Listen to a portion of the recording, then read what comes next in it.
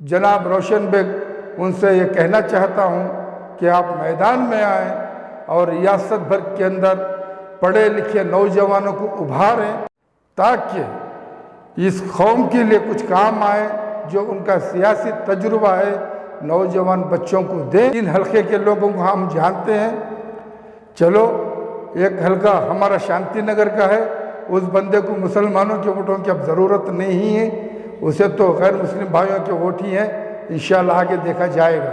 रहा चामराजपेट हलके की बात, वो बंदा तो उसी हलके की हद तक है, कभी कहीं जाते कुछ पैसे देकर के परपोखंडा कर लेना चाहते हैं, तब के वो बात सही नहीं।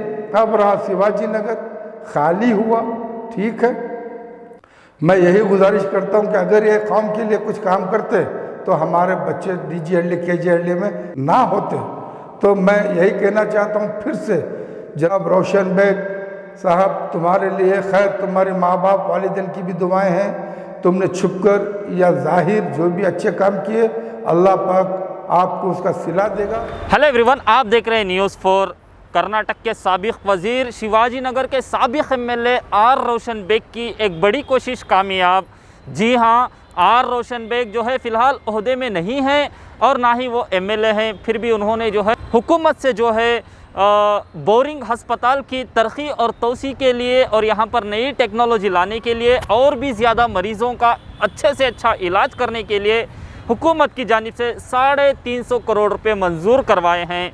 तो इस सिलसिले में हमारे साथ बात करने के लिए मौजूद हैं सदाई इत्तेहाद के बानी मुजाहिद अली बाबा। आइए बात करते हैं मुजाहिद अली बाबा से। तो बताएं बाबा जी, आपकी एक आवाज़ आ रही थी हमेशा से कि मुसलमानों का कोई लीडर नहीं है, रहबर नहीं है। इस बार जो है रोशन बेग ने ओहदे में ना रहते हुए हुकूमत से जो है 350 करोड़ रुपए सैंक्शन करवा के आए हैं।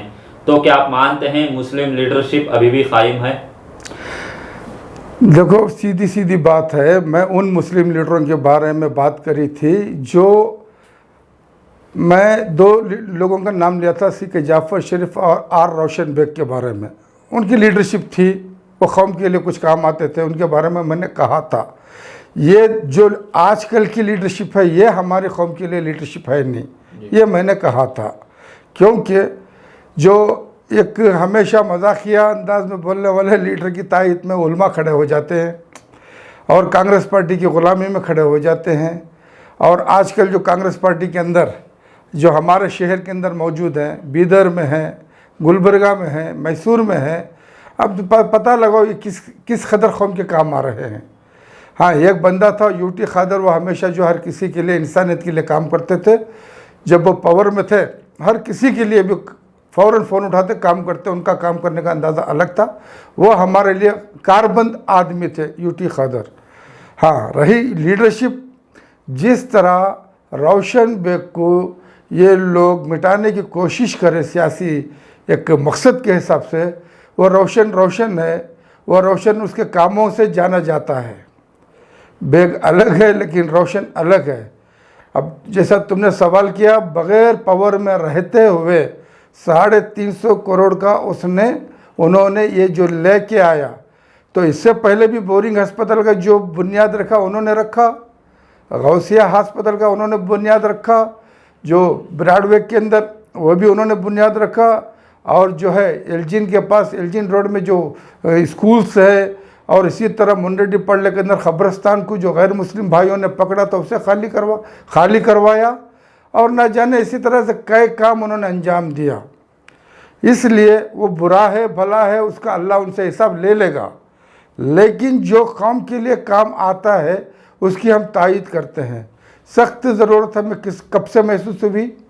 रोशन बेग, जनाब रोशन बेग की जब DGLD KGLD का मामला आया, उस वक्त हमें सख्त ज़रूरत उनकी महसूस हुई।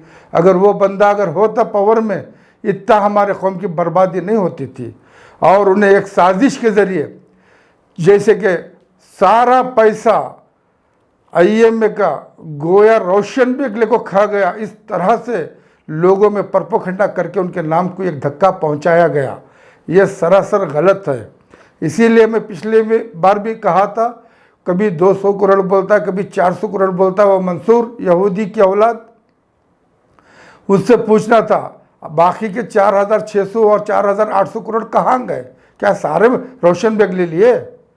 हाँ, ईमानदारी की बात होना था। किन किन लीडरों को उसने दिया बताना चाहिए था, किन किन चैनलों को दिया बताना चाहिए था, कौन कौन हाफिजों को दिया बताना चाहिए था। ये कौम के पैसे थे, कौम को धोखा दिया, भोले भाले उलमा को इस्तेमाल किया।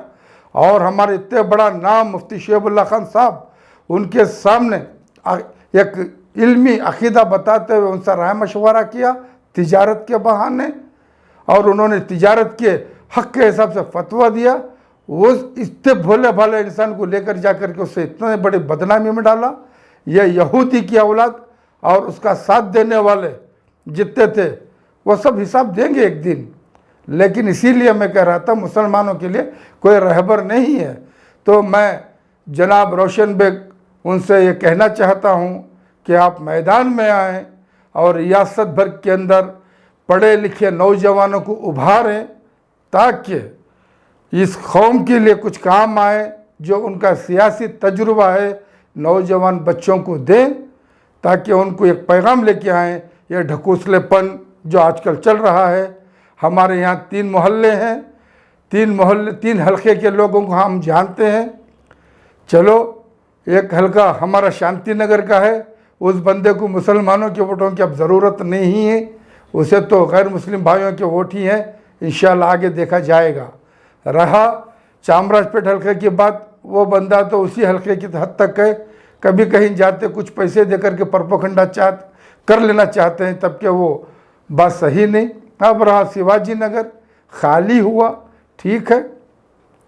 मैं यही गुजारिश करता हूं कि अगर ये कौम के लिए कुछ काम करते तो हमारे बच्चे DG KG में ना होते। तो मैं यही कहना चाहता हूं फिर से, जनाब रोशन बेग साहब, तुम्हारे लिए खैर, तुम्हारे माँ बाप वालिदैन की भी दुआएं हैं।